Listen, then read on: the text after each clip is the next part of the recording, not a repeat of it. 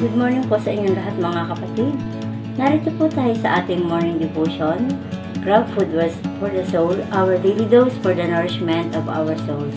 Simulan po natin ang ating umaga sa isang pagbubulay na makalakad tayo sa isang mapayapang pamumuhay. Inaring matuwid.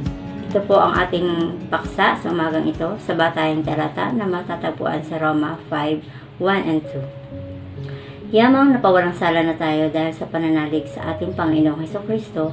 Sa pamamagitan niya ay mayroon na tayong kapanatagan sa harapan ng Diyos. Sa pamamagitan nga niya ay tinatamasa natin ang kagandaang loob ng Diyos at lubos tayong nagagalak sa ating pag-asa na makakasama sa Kanyang kalulatian.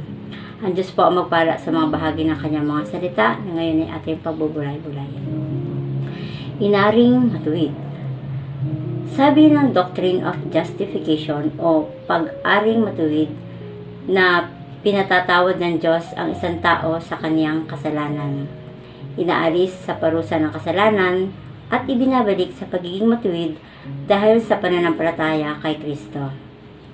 Base sa doktrina, binabago ng Diyos ang kanyang pagtrato sa isang makasalanang matapos na tanggapin at sampalatayanan nito si Kristo tulad ng mga sumusunod. Ang una po, tinakda ng Diyos na ang makasalanan ay malaya na mula sa panunumbat at pagpaparusa ng kasalanan.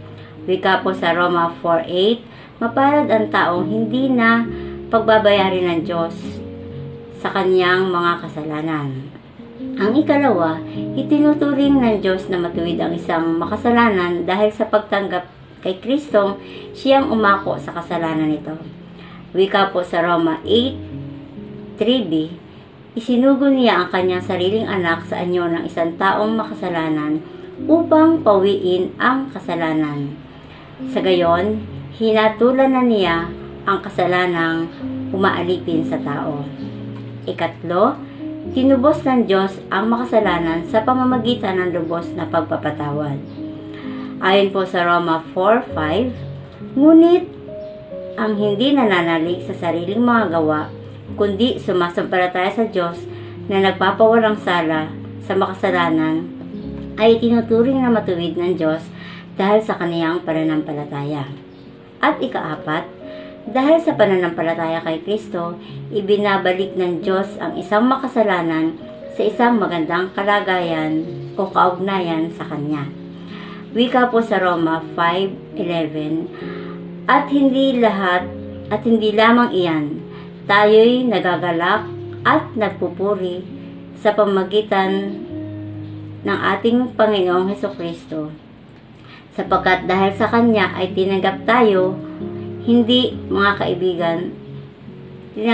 bilang mga kaibigan ng Diyos. So, ano-ano po ang mga bunga ng pag-ari ng Diyos na matuwid ang isang makasalanang tumanggap kay Kristo? Mayroon tayong pakikipagkasundo sa Diyos o peace with God sa pamamagitan ni Kristo. Tinawag ito ni John Calvin na kapayapaan ng konsensya. Ngunit para sa maraming Bible scholars, hindi nakasentro ang bungang kapayapaan ng konsensya sa makasalanang nagsisi at tumanggap kay Kristo, kundi sa pag-alis ng Diyos ng kanyang galit sa isang makasalanan dahil kay Kristo. Gayunman, hindi humihinto ang biyaya sa pagtatapos ng galit ng Diyos. Ayon sa doktrina, ang makasalanang tumanggap kay Kristo ay hindi nakaaway, kundi kaibigan na ng Diyos. What a great privilege! Walang anumang maaaring gawin ng tao para mangyari ito. Anumang gawin ng tao ay kapos, kulang, upang makuha ang tanging pabor ng Diyos. Kung kaya't ito'y biyaya mula sa Diyos. Ang tanging ginawang batayan ng Diyos ay ang pagtanggap ng tao sa kanyang anak na si Hesukristo. At sa ating pong pagtatapos, ayon po sa Roma 5:10, dati tayo mga kaaway ng Diyos, ngunit tinanggap na niya tayo bilang mga kaibigan sa pamamagitan ng pagkamatay ng kanyang anak. At dahil dito, tiyak na mariligtas tayo sapagkat si Kristo ay buhay. Tayo po ay manalangin. Panginoon, maraming salamat po sa mabiyayang pagbubulay sa umagang ito. Salamat po, Panginoon, na kami ay iyong inaring matuwid, Panginoon. At hindi mo na po kami itinuturing na kaaway, kundi kami, Panginoon, ay iyon ang mga kaibigan. Salamat po, Panginoon, sa napakalaking pribilehiyo na ipinagkaloob mo sa amin. Sa umaga nga po ito ay pagpalain mo po ang bawat sa amin, Panginoon. Dinadalangin namin sa iyo ang aming mga kapatid na tutungo sa kanilang mga paaralan upang mag-aral. Bigyan mo sila, Panginoon, ng katalinuhan, kaunawaan, at ingatan mo, gabayan mo po, Panginoon. Ganoon din po kami na mga magpupunta sa aming mga trabaho. Ingatan mo po kami, Panginoon, at bigyan mo kami ng kagalakan sa paglilingkod sa aming kapwa, sapagkat alam namin, Panginoon, na kung ito ay aming gagawin na buong puso, ay ginagawa namin ito, Panginoon, para sa iyo. Salamat po, Panginoon, at sa iyo namin pinagkakatiwala ang buong maghapon, ang aming buhay, Panginoon.